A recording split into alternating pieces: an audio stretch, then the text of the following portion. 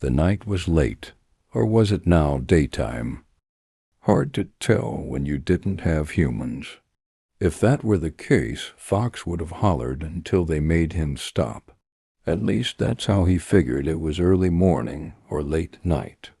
Now, he slept in a hollowed-out apartment room, most likely once the sleeping quarters of a younger human, a female judging by the pink horses with horns scattered around. Never knew exactly what they were, but he had one once. Was never as durable as the usual toys he was given. He got to the bed first this time. The humans would have assigned beds had they lived with them. Out here, it was first come first serve, or fight off any opponents. He glanced over at the other grunt he had to challenge. Another shepherd, not the exact same breed as him. The smaller dog had instead made his perch on the nearby beanbag. There were at least 6 other dogs with him as well, all grunts. This was their den, after all. He stood, shaking his fur before sitting back down. He was parched, but couldn't risk losing his spot. Still, he marked it the night before. It would be fine to leave for a while. Carefully, he made his way to the now empty window pane, just managing to make his way through without scrapes. Still made good defense. Multiple entry points were like that for the nursery, save a few smaller ones. He landed softly on cracked tile, scanning the silent street for any sign of movement. This place hadn't seen humans in a while.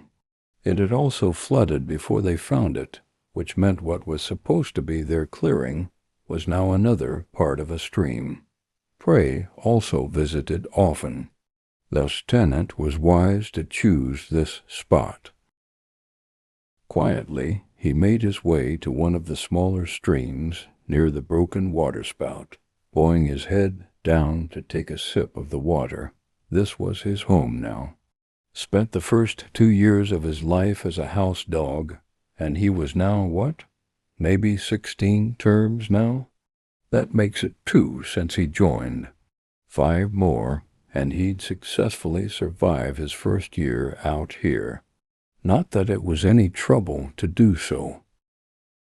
A sudden rustling nearby forced his ears up in alarm.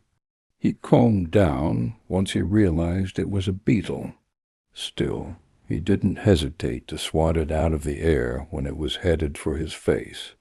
The smell when he crushed it was rancid. He once knew of a pug, one of the fat ones that didn't care about what landed in his bowl, gobbling down at least 10 before. Some acquired taste he had. Afterwards he trotted back towards his den, noting that a few squirrels had taken advantage of how dark it was. He let them be. He wasn't hungry at the moment anyway. Once he found the den again, he froze. One of his den mates had taken his sleeping spot. He didn't hesitate to leap next to them. Move now. The other dog, lanky, off-white with brown spots and only 3 paws, growled at him. My spot now. Fox snorted. I marked it, so I claimed it for the night. Marking doesn't mean anything in the den. Get out of my spot. Fox started baring his teeth at this point, or I will drag you off myself. The spotted dog snarled, rising, but Fox didn't brace himself for a fight. This was a lower-ranked grunt. He had no business attacking him, unless he risked losing his dignity.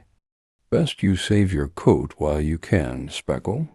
You've been here long enough to know you must respect higher-ups. Speckle growled a final time before moving, walking out of the apartment. It was nearing sunrise anyway. They'd all have to wake up regardless, especially since they had to explore and mark what territory belonged to their pack. Hunting grounds were also necessary while the weather was still warm. After all, they had only arrived here a few days prior. He sneezed before walking out of the den, noting that a few others had also joined him. From the center of the ruins, a shorter cream and brown-colored dog padded from his own den, long fur tangled in a mess of weeds and mud. Lieutenant, the sole leader of the group, for now at least. The others wondered when he would find the right time to have a mate and his own pups, if he wanted this, of course.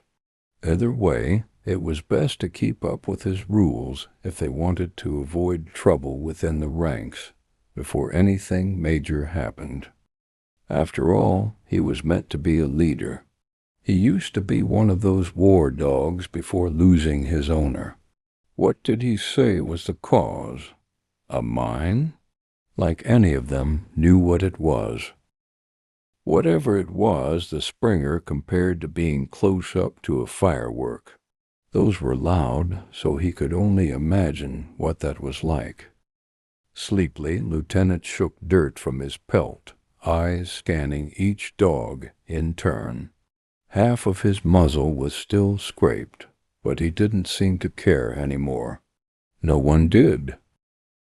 Today we explore this new terrain, establish hunting grounds, and challenge any trespassers. The old hound patted down afterwards, walking between the others as he usually did. War dog behavior, Fox decided. I am aware no one is very acquainted with each other, but this is your new home now. There will be no humans to feed and care for you. If you wish to survive, I recommend you do as I say. Am I clear? No one opposed. Taking note of this, Lieutenant continued on. Wounds will be inevitable. I suggest you all find something in this wreckage to use for treating them.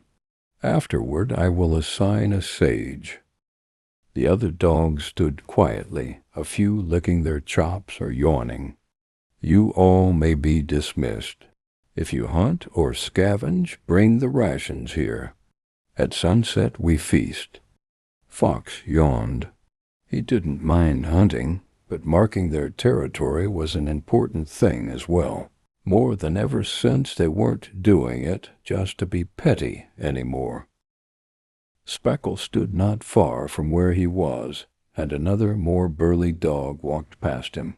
The spotted one followed suit. He raced after them. Speckle froze. What do you want? Where are you going? Speckle growled slowly, hunting. Not with you.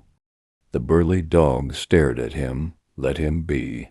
More fangs, larger prey. Speckle bowed his head, still baring his teeth. Fox snorted. Where do we go first? West. I've hunted in parts similar to this before. A hunter, I see. Fox licked his lips. Of course. So we'll hunt deer. Speckle growled low. We go for the fawns. They're smaller and weaker. The burly dog huffed. Monster, you hunt deer. Not the young ones. Besides, when the mother finds us, we'll be hungry and injured. Then what do we hunt? Burly sniffed the air, then panted. Old ones. Can't fight as easily. Meat will be poor, but better than starving. The dogs nodded before following.